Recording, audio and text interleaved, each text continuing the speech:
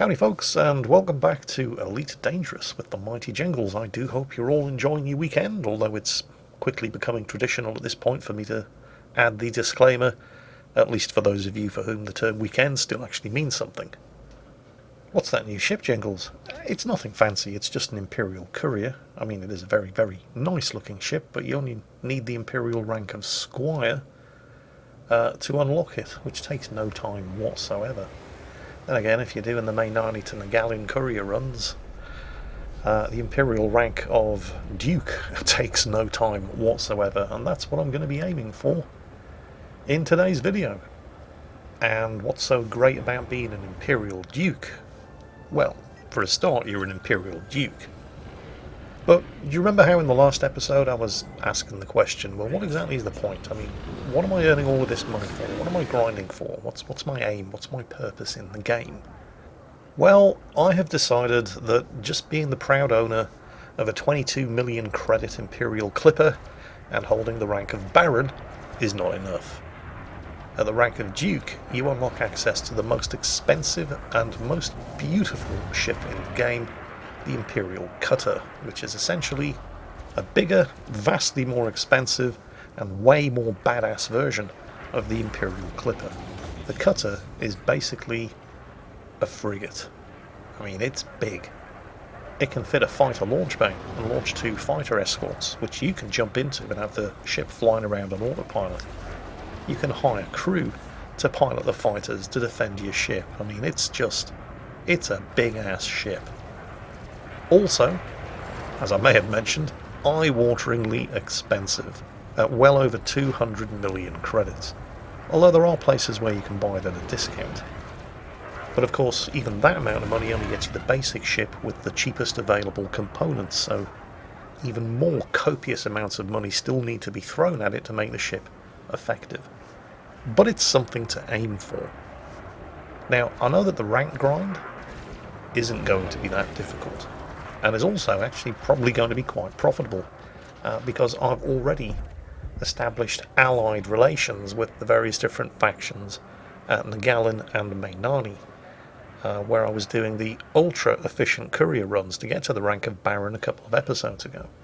So I know I can get to the rank of Duke reasonably quickly, and I know that I'm also going to be earning a not inconsiderable amount of money along the way, and if I need more, I can just jump into my Clipper, which is already set up and optimised for mining, spend a couple of hours in a gas giant's rings, mining void opals, low temperature diamonds, all that good stuff, and easily, for just a couple of hours work, come away with at least 80 to 150 million credits. So the money isn't really going to be a factor either. You know, I'm not really sure how I feel about that, because earning money was quite a challenge back when I first started playing Elite. And I first started playing Elite quite some time ago. I mean, I was one of the original game's backers when it went into Kickstarter. Funnily enough, I went into Kickstarter at more or less exactly the same time as Star Citizen. And Elite's been out for 6 years. And Star Citizen is still in alpha. Yeah. But I digress. Earning money was something that you actually had to take quite seriously, and it doesn't really seem to be the case anymore. I mean, I've only just gotten back into the game after a lengthy break, and I'm sitting here talking about buying the most expensive ship in the game. And it's easily achievable. It's not going to take me long. I'm not entirely sure that's a good thing, but I can do it, so why not? And the sooner I get started, the better. So, fun though this may be, I'm going to have to stop dicking around in conflict zones, try to raise my pitiful combat rating from mostly harmless to at least novice, and get myself down to the Nagalin and Mainani systems for the old courier runs. Got myself a nice new shiny paint job for my ship as well, which is rather sexy. Now, I've covered this process before in a previous video. Basically, there are 2 Imperial systems. They're a fair old distance off the beaten track, and quite isolated, but they're very, very close together, less than 4 light years apart. Which means that when you take on a bunch of missions, one of the systems, they're almost always going to take you to the other system because there's nowhere else for you to go. What that means is that in a very, very short period of time, a round trip takes around about 7 or 8 minutes there and back.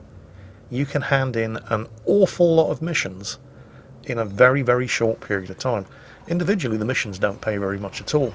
But because this isn't the first time I've done this courier run, I have been here before when I was working my way up to the rank of Baron in order to unlock access to the Imperial Clipper. I've already reached Allied status with all of the factions in the two systems. And the early delivery bonuses that they offer you get much more substantial as your reputation with the factions increases. So once you're allied, let's say for example I've got 10 courier missions to hand in at one of these two systems. I may only be getting paid 30,000 credits for the actual mission, but the delivery bonuses, as you can see, are pretty impressive. So on average, the payment for the mission plus the early delivery bonus comes to something like 200,000 credits per mission.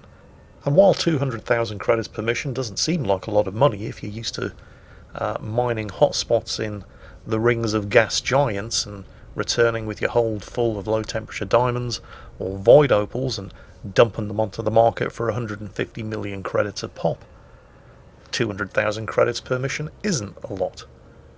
But I'm handing in like 10 of these at a time, and it's only taken 8 to 10 minutes to do the round trip, so I'm earning 2 million credits on every return leg of this courier run, and it really does not take long for that amount of money to really start to add up. Like I said, earning the money required to buy the things that you need in this game really is not difficult. I remember that it used to be, although that might just be because I was doing it wrong, let's face it. It's likely that it was just because I was doing it wrong and I wasn't aware of the various different tactics, tips and strategies for making money quickly, reliably and safely. But the information is certainly available. It didn't take me long at all to find information like, well, this courier run for example, for very rapidly earning rank within the Empire and earning a fair bit of cash on the way. And then of course there's the infamous Baran A2 multiple low temperature diamond overlapping hotspot mining extravaganza. Yes, I am aware of it. Everyone keeps yelling at me in the comments every time I put an elite video up. Jingles, go to Baran A2 and mine low temperature diamonds. For those of you who aren't aware of what this is all about, there's, well, Baran A2 is a gas giant planet with an icy ring system in the Baran system. And at the moment at least, the rings of that gas giant have multiple overlapping hotspots where you can mine extremely valuable low temperature diamonds. The fact that the hotspots all overlap means that just about every asteroid you come across contains some measure of low temperature diamonds, and you can make an insane amount of money in an extremely short period of time there. Now at the point where I recorded this gameplay, because this is actually a week or two old, I was not actually aware of the massive potential for quick and easy profit available in the Baran system. But don't worry, we will get there. I heard you, okay? You can stop going on about it. You just have to wait for the videos to catch up. Right now, though, I'm firmly focused on achieving the Imperial rank of Duke, and incidentally earning around about 50 million credits into the process from early delivery mission bonuses. The roughly 100 million credits that I've earned at this point, of course, isn't going to be enough. In fact, it's not even half the amount that I'm going to need for an Imperial cutter, so it's back into the Imperial Clipper, a couple of hours of mining low temperature diamonds, a quick trip to the Elite Dangerous database to find the current station that's offering the best prices for low temperature diamonds, and I soon find myself here in the LHS 3776 system, docking at a Guire terminal, which currently offers the best price. Quickly dump all of my low temperature diamonds onto the market, along with all of the other valuable resources that I acquired along the way, and I'm up to 202 million credits. Still not quite enough. Except, well actually it might be. You see, there are various different ways of paying less than the 212 million asking price for an Imperial cutter. One of the power play factions in Elite Dangerous Its party trick is it offers stuff for sale at a discount compared to the rest of the galaxy, but there's also a very special system in Elite. It's the Shinrata Desra system, and it's the home of the Jameson Memorial Orbital, named after the character that you played in the original Elite back in the 80s.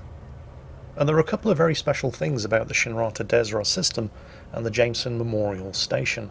For a start, it's the only place in the entire game that always has every ship in the game, all 38 of them, and every conceivable equipment module for every ship in the game, both in stock and on sale for a 10% discount.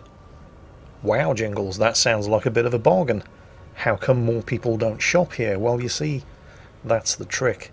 The Shinrata Desra system is a closed system. You need a permit to be able to even plot a hyperspace jump here, much less dock at Jameson Memorial Station. And in order to get that permit, you must have reached the rank of elite in either combat, exploration, or trading. Now, I obviously haven't reached the rank of elite in anything, but access to this system was also granted to the game's founders, the people who backed it in Kickstarter.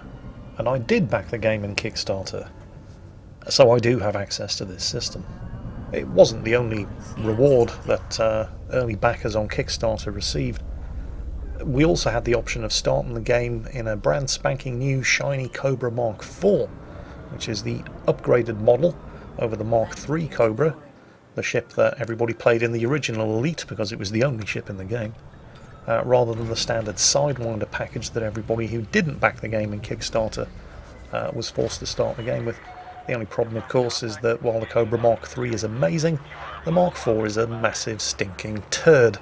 It has better cargo capacity, but other than that, it's worse than the Mark III in every respect. I think that once most people realised just what a massive stinker the Mark IV was, those who started the game with it just sold it immediately and bought themselves a Mark III instead and used the spare cash to buy some upgrades for it.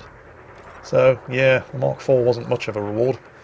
But access to this place definitely is. Here we are in the Jameson Memorial Shipyard. Every single ship available in the game, always on sale, all the time, at 10% off the manufacturer's recommended retail price. Some of them are still locked to me, of course. I mean, the Alliance ships don't have any rank requirement, but the Federation and Empire ships do, and while I've unlocked access to all of the Empire ships, I'm not able to buy any Federal ships like the dropship, the Corvette, the assault ship, things like that. There's the Imperial Clipper, usually 22 million credits, here at Jameson Memorial, a mere 20 million, but it's the Imperial Cutter that I'm looking for. And right at the top of the price list, there she is. Normally 220 million credits, but here at the Jameson Memorial Starport, an absolute steal at a mere 198 million credits. If I'm being completely honest here, the Imperial ships, that extra price tag, basically what you're paying for is the badge. The design aesthetics. There are other ships in the same categories that are usually a lot cheaper and just as good, but they don't look nearly as sexy. And there it is. The Gutamaya Imperial Cutter, the most expensive ship in Elite. Damn, it's pretty. And it's mine. All mine, I tell you. You can see what I mean about the design aesthetics, though. I mean, it looks like you're sitting inside an extremely big McLaren F1. Actually, maybe McLaren's not such a good comparison because they're notoriously unreliable. But they are incredibly good-looking cars inside and out, and, well, the same is true of the Imperial Cutter and all of Gutamaya's ships. And I still have 32 million to spend. Yeah, I know, I can already hear all of the Elite veterans laughing their asses off, and it's true, when you're spending money on upgrades and enhancements for a ship as big as this, 32 million is pocket change. Also, look at the insurance cost on this ship. That's nearly 5 million credits in insurance premiums to pay if I end up having to get this ship replaced. And that's before I start spending money on increasing the value and upgrading its components. It may be that I'm drawing your attention to this point because it's something that I certainly wasn't paying nearly enough attention to as I continue to throw my rapidly dwindling cash reserves into purchasing upgrades, or at least those upgrades that I could afford, for my brand spanking new Imperial cutter.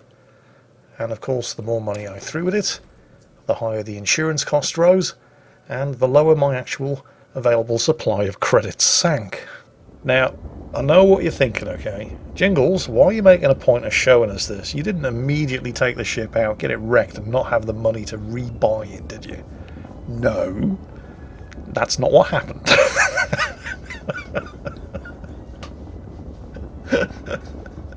Do you really think I'm that stupid? Don't answer that. What happened was this. The first thing I did was think to myself, well, now that I'm in the most expensive ship in the game, where can I go to pad out my terrible combat rating? Where can I get in some easy PvE fights? So I thought I'll head to the Lave system. Lave was the original starting system way back in the original Elite, and it's still a newbie area in Elite today. And on the way I was treated to the incredible sights and sounds of a station that I had no idea even existed.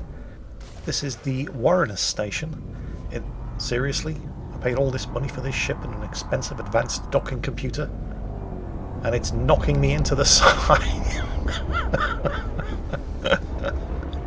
Okay, the advanced docking computer isn't expensive, but it's not flawless either, as you just witnessed. But yeah, check this place out. Hollowed out asteroid. I didn't even know these were in the game. There's one right here in the Lave system. Well, anyway, while the docking computer isn't hopefully making too much of a mess of putting the ship down on the landing pad, and it's not entirely the docking computer's fault because this is an extremely big ship, and that's a very, very narrow docking port. But while the docking computer is doing what it has been paid to do, let me remind you of my reason for coming to the Lave system. The Lave system is currently experiencing a bit of a civil war, which means there are all kinds of missions that you can pick up to kill things. And given that the Lave system is in the sort of newbie starting cluster section of the galaxy, I thought, well, how difficult can those contracts be? Of course, you know, I'm not stupid. If somebody's offering me a couple of million credits to kill somebody, it's probably not going to be easy. But at the same time, you often get missions to kill a certain number of ships belonging to whoever the enemies are of the faction that you're taking the mission from. Here we go. Massacre Arev Blue Council faction pirates. Just kill one of them. I mean, this can't be hard, can it? And it's not hard. I mean, I've done these kind of missions before. You just pick your targets with care, make sure you're not biting off more than you can chew, and they're completely doable. You just don't pick the ones that are offering 4.3 million credits, want you to kill 36 pirates with a recommended rank of master, that you really should be flying in a wing of other players with similarly well-armed gunships. Stay away from those, and you should be fine. So I picked a couple of nice safe missions to kill a bunch of noobs, basically just to pad out my terrible combat rating. And using the ship's filtered spectral scanner, I was quickly able to locate the targets, and I felt pretty confident about this. I mean, it's not just that I'm in the biggest and most expensive ship in the game. The Imperial cutter is also legendary for its incredibly strong shields. So I launched a couple of fighters, and in the length of time that it took me to launch a couple of fighters, I noticed that my incredibly legendarily strong shields were gone, and my hull was down to 80%. 70%, 60%, 50%, fuck my life, what is going on here? Power to engines, let's get the fuck out. Oh god, it's not going to be enough, is it? Nope. Nope, it's not going to be enough. I am, in fact, going to die. Hey, I did say I didn't just rush straight out and get the ship blown up. I did stop at Warrener Orbital on the way. Can anyone remember how much this ship cost to insure? Oh, shit. Well, I don't quite have enough, but the bank's willing to give me a 21,000 credit loan, which means I can get the ship back, and then I'll have 1,000 credits to my name. You know, I don't think I'm really ready for a ship as big as this. I don't think I did myself any favours by making as much money as I did, as quickly as I did. I think, instead, I might have to go back to square one and actually learn how to play first. Yeah, let's try that for the next episode. In the meantime, I hope you had fun watching this one, because that's it for today. Enjoy the rest of your weekend, and as always, take care, stay safe, and I'll catch you next time.